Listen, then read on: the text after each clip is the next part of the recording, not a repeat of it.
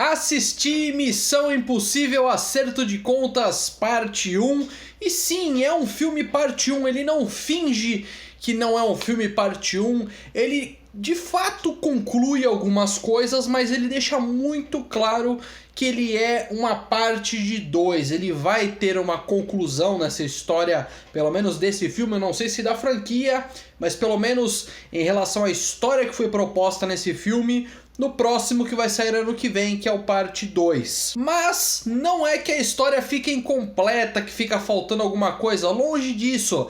A história ela parcialmente se conclui nesse filme, o que é muito curioso, mas para isso nós temos que entender qual a sinopse do filme. Existe um submarino russo que tem uma inteligência artificial que quer conquistar o mundo, a inteligência artificial do mal, basicamente isso, e ele está em algum lugar do planeta Terra, ninguém sabe aonde. E existem duas chaves que fazem com que essa inteligência artificial seja, entre muitas aspas, desligada. Mas na verdade ninguém quer desligar a inteligência artificial, eles querem controlar a inteligência artificial. Esse é o ponto do filme. E aí não vai tanto em busca do submarino, porque ninguém sabe onde está esse submarino, mas as pessoas vão em busca da chave para, depois que a chave for encontrada, procurar o submarino. Porque não adianta nada você encontrar o submarino, sendo que você não tem a chave para controlar essa inteligência artificial maligna que está surgindo agora. Então, esse primeiro filme é a busca pela chave, pela essa dupla chave, para se formar ela junto e vir uma coisa só. É muito interessante e esse é o objetivo do filme. Não vou entrar em mais detalhes para não estragar e não dar spoiler. Com isso, só existe uma equipe capaz de resolver essa situação, que é a equipe do Ethan Hunt, que só ele pode resolver esses problemas, porque aparentemente o Ethan Hunt ele consegue, ao mesmo tempo que causar inúmeros problemas no planeta e sempre estar foragido, sempre, em todas as ocasiões, ele resolve a maioria dos problemas. Isso é interessante do Ethan Hunt. Claro que toda a equipe dele volta, ou seja, é bom que não precisa ficar com muitas explicações, entender qual que é a motivação de cada personagem, não há mais necessidade disso, porque afinal de contas a gente já sabe quem que é o Ethan Hunt, a gente já conhece, por exemplo, o Luther, o Benji, a gente já conhece todos esses personagens, então não há necessidade de ficar introduzindo novos personagens, mas introduzem novos personagens, como por exemplo a Grace. Ela é uma ladra, ela tem uma mão leve e o Ethan meio que vê alguma coisa interessante nela. O Ethan e a Grace fazem uma dupla muito boa juntos, uma boa parte do filme são só os dois atuando, isso é interessante e eles conseguem, ela como é novata na franquia e ele como já um grande veterano da franquia, afinal de contas ele tá desde o primeiro Missão Impossível, eles precisam fazer essa química boa e ela traz esse frescor novo para a franquia que estava um pouco precisando. Não que fosse o caso como, por exemplo, Velozes e Furiosos, que foi se perdendo ao longo do tempo e se tornando cada vez mais cansativo. Não!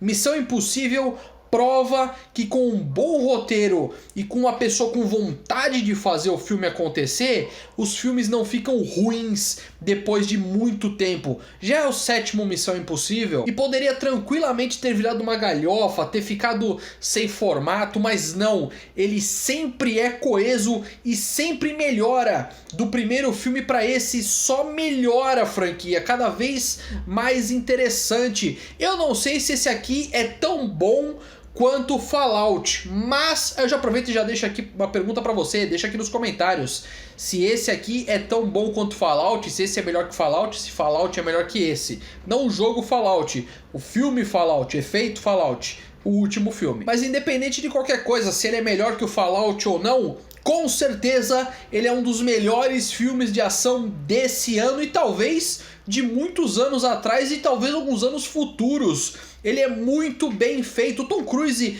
que faz o Ethan Hunt, ele consegue essa façanha de trazer excelentes filmes de ação com boas histórias todo ano. Já aconteceu isso em Top Gun, agora ele faz isso de novo em Missão Impossível e eu tenho quase certeza que ele vai fazer isso de novo no ano que vem em Missão Impossível Parte 2. porque o Tom Cruise, entre muitas aspas, é o último astro mesmo de cinema.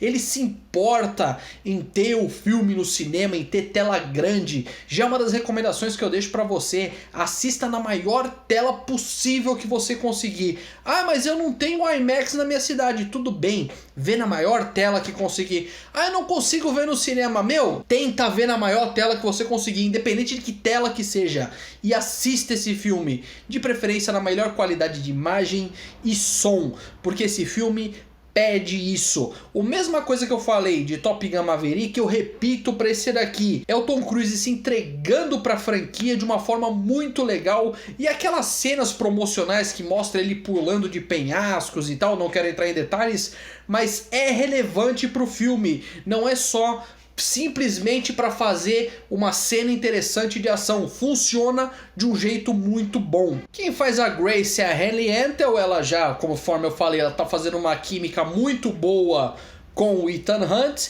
Ela traz esse frescor necessário para a franquia, e eu já meio que, talvez, pode ser coisa da minha cabeça, mas deu a entender que ela pode seguir para mais Missões Impossível sem a necessidade de um Ethan Hunt. Mas é uma coisa que a gente tem que ver no futuro.